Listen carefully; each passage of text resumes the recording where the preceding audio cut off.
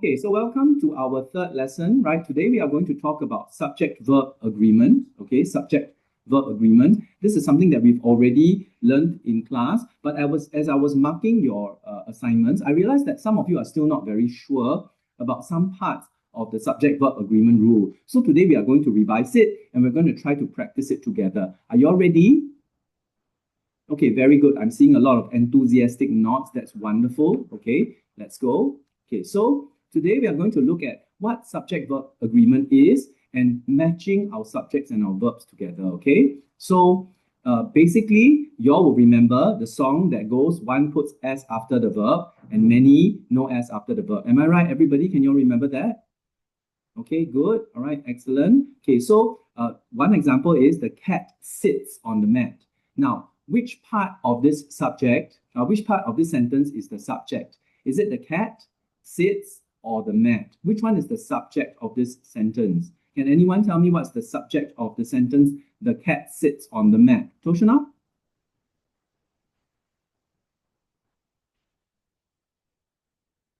Unmute yourself, please, Toshana.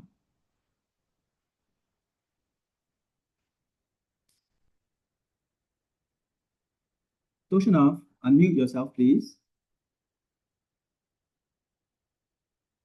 Okay, never mind. Lihak, please unmute yourself.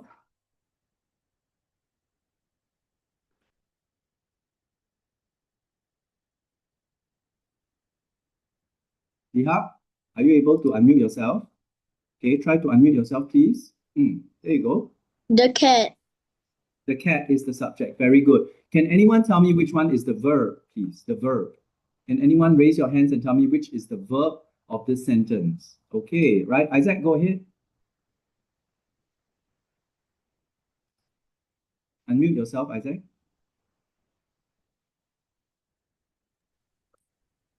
Okay. Sits is the verb. Sits is the verb. Thank you very much. That's correct. Very good. Now, let's take a look at the second sentence. The cats sit on the mat. Okay. Muchen, can you tell me which one is the verb of the second sentence? The cats sit on the mat. Muchen?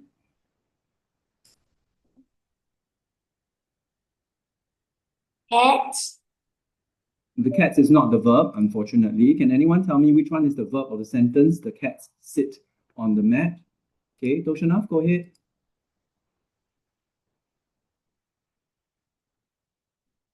Sit. Sit. Okay, very good. Can you tell me what's the difference between the first sentence verb and the second sentence verb? What's the difference, Toshanaf? The first sentence the cat the word cat has an S. The second sentence the sit still the S because there's only one cat sitting. Okay, I think it's the other way around, right, Toshanaf? In the first verb, the first sentence, there is an S after the verb sit because there's only one cat. One puts S after the verb. Okay, Toshanaf, please be careful.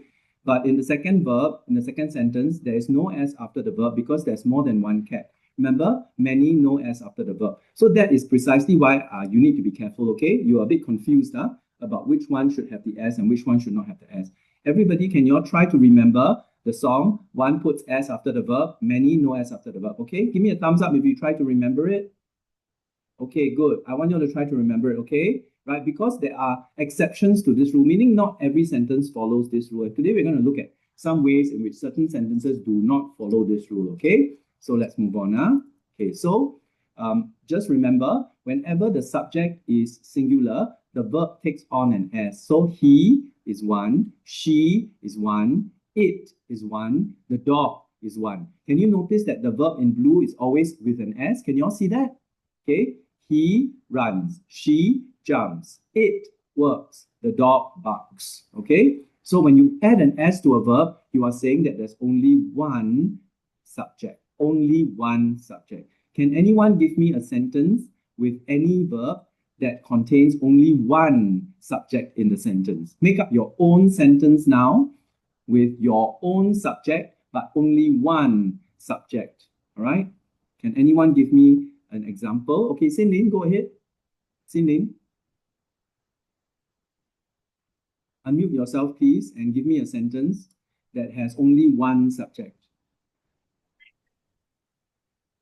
Which one?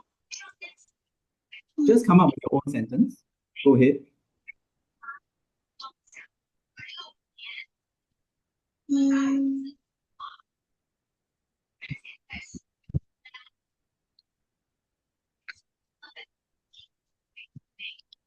If someone else can think of a sentence, you can also chime in with your own sentence that has only one subject. Okay? While Xin is thinking, Mu Chen, can you please stop playing with the reaction button? It's quite distracting, and it's being caught on video right now. So let's not distract the other people who are watching this video in the future, shall we, Mu Chen? Thank you very much. Okay, Xin, have you thought of a sentence already? No? Okay, so you need to think, you all need to think. You can't always just rely on one or two people answering the questions. I want everybody to be thinking because I might call you to answer. And I would prefer if you can record your answer on the video as having answered. Okay, Xin, try to think more deeply and participate in the lesson. Don't just sit there and space out, right? You have to focus and think as well. Okay, Xin, try to think about your answer. Okay, Toshana, go ahead. Give me a sentence, please.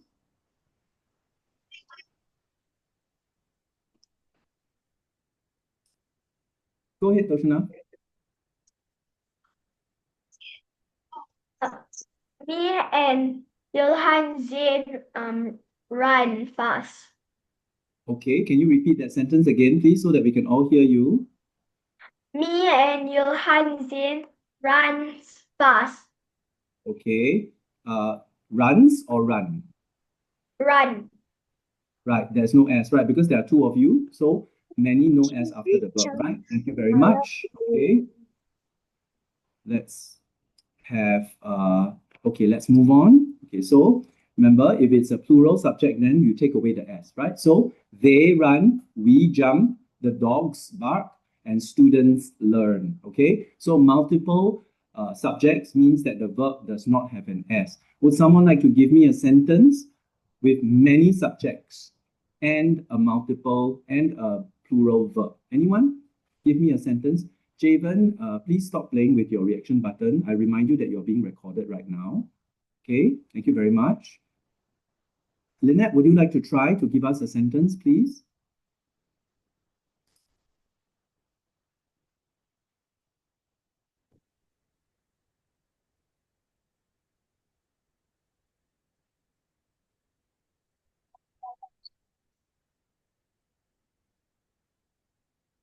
Go ahead, Lynette.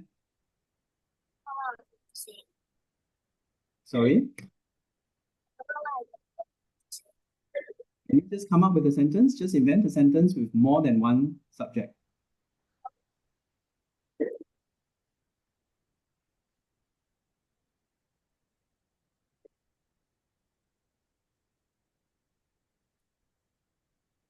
Okay, while Lynette is thinking, does anybody else have a sentence in mind? Isaac, what about you?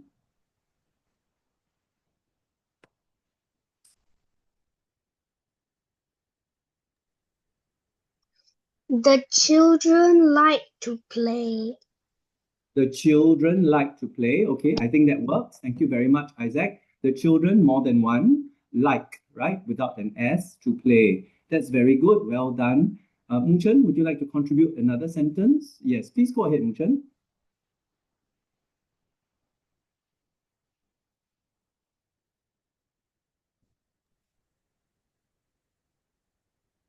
The birds are flying in the sky.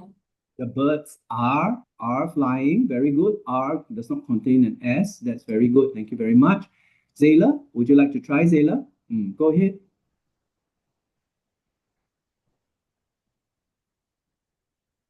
Zayla, I can't hear you. There's no sound coming out. Maybe take off your earphones and use the computer speakers. Unplug your earphones and use the computer. The car honk loudly. The car, only one car. I want a few subjects, not one subject, please, Zayla. Can you try again, The cars honk loudly. The cars horn loudly. Okay, the cars, right, horn loudly. Okay. Thank you. Okay, Lynette, have you thought of something already? Would you like to go ahead and share it with us? Yeah, go on. Father and my father likes to Can you speak a bit louder because you're a bit soft?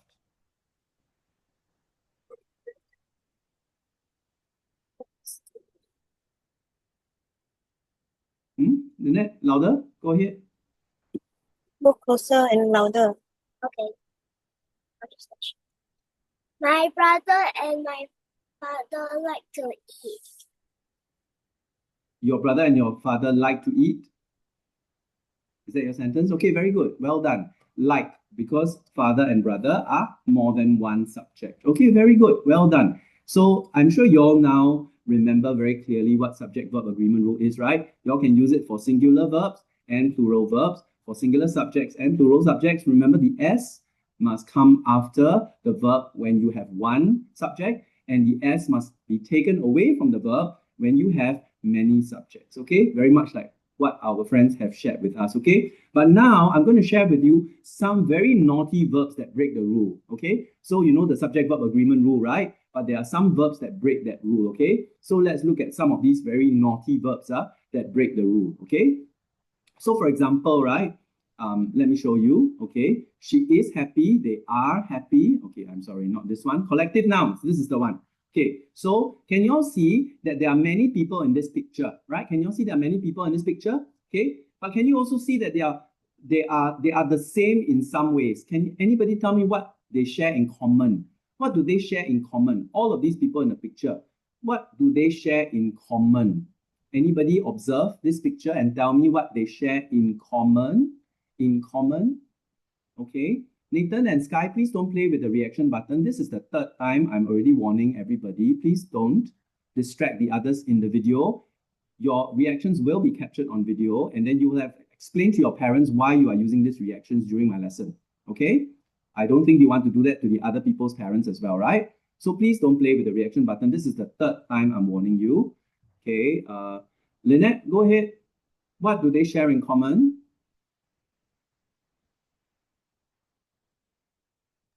Would you like to unmute yourself? Yep.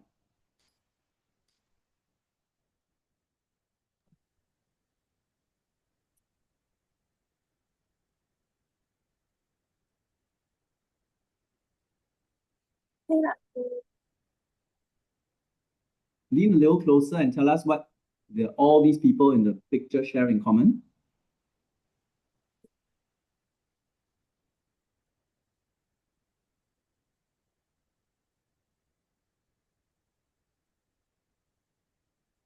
Speak louder.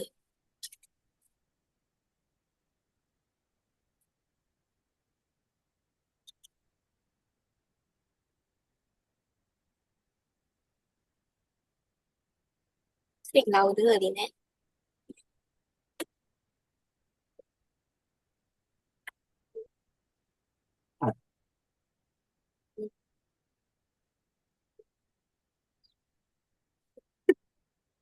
Lynette, speak like how you normally speak. Okay, I'm sorry about that. I'll have to move on because we are a little short on time. Okay, can I have somebody else, please? Would anybody else like to try? Okay, Toshinov, go ahead.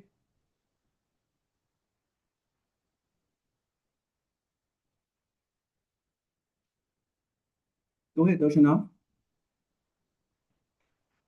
Are you unable to unmute yourself? Yeah, go ahead. The jersey color.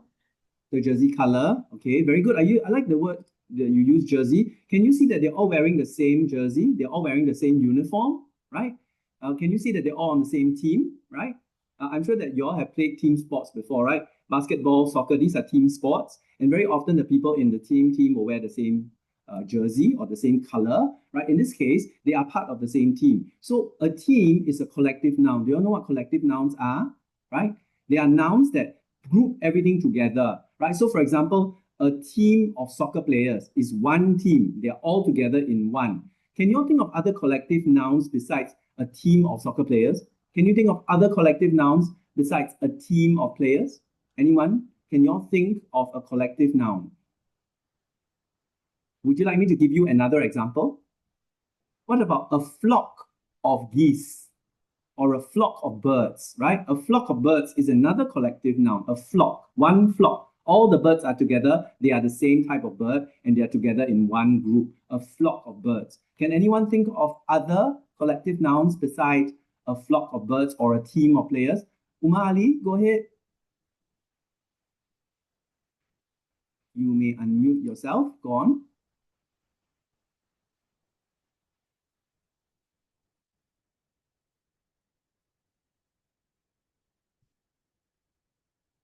Are you able to unmute yourself? There you go. Yeah.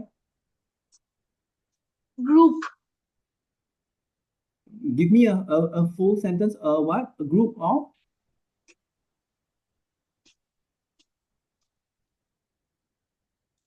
A group of?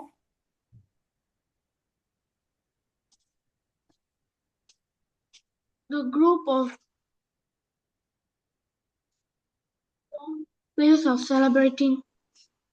The group of? Sorry, a group of what?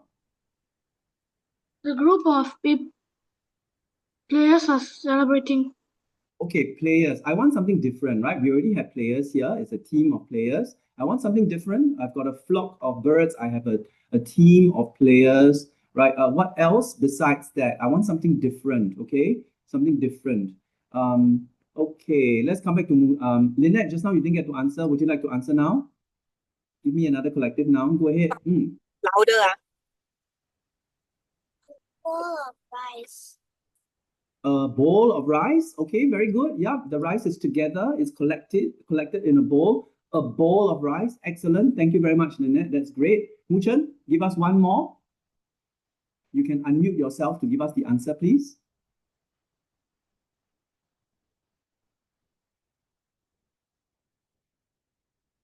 Hello, Muchen. Hurry up, please.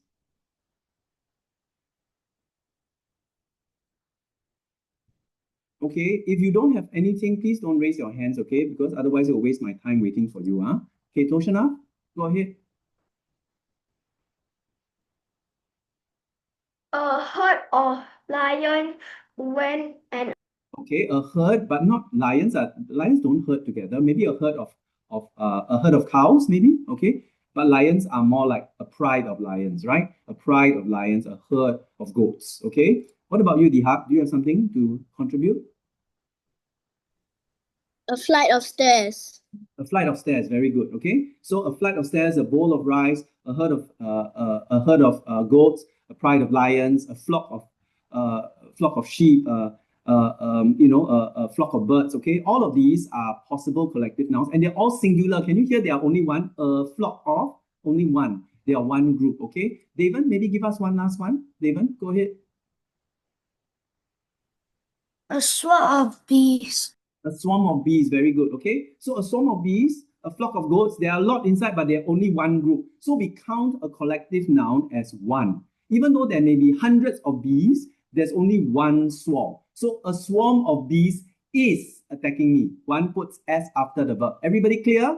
Okay, so when we talk about a collective noun, there may be a lot of things inside the subject, but it's counted as one because they are one group. Okay, they are counted as one group. That's what a collective noun is. It is one group. Everybody, do you understand what a collective noun is now? Okay, and do you know that it is always singular, right? It is one because it is part of a group. Okay, so this one breaks the rule. Even though there are many in the group, we still use the singular verb. One puts S after the verb. So the flock of sheep is coming towards me, not are coming towards me. Got it, everybody? Because it's one flock. That one flock, the whole flock is coming towards Mr. Pang. Okay? Right, so that is our collective noun. So y'all can see here, these are some examples of collective nouns. Okay? The class, the family, the herd, or the band. Okay? Anybody knows what a band is? Anybody knows what a band is?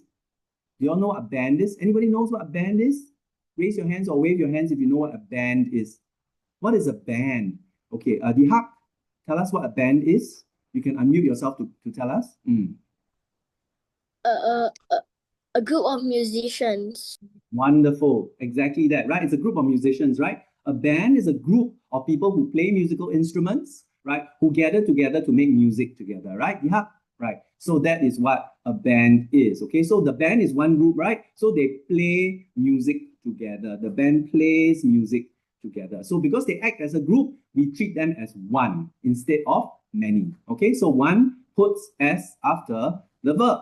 Collective nouns do that, okay? Right?